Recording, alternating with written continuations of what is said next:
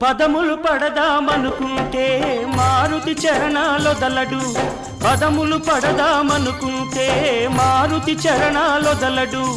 ఫలములు తినిపించాలంటే పాపం శబరికి బెదురు, ఫలములు తినిపించాలంటే పాపం శబరికి బెదురు.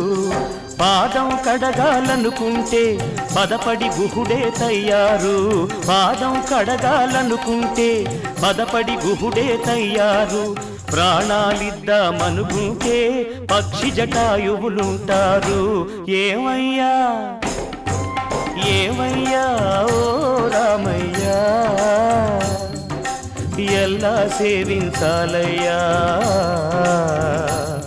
నిన్ను ఏమని కీర్తించాలయ్యా. ఏమయ్యా ఓ రామయ్యా.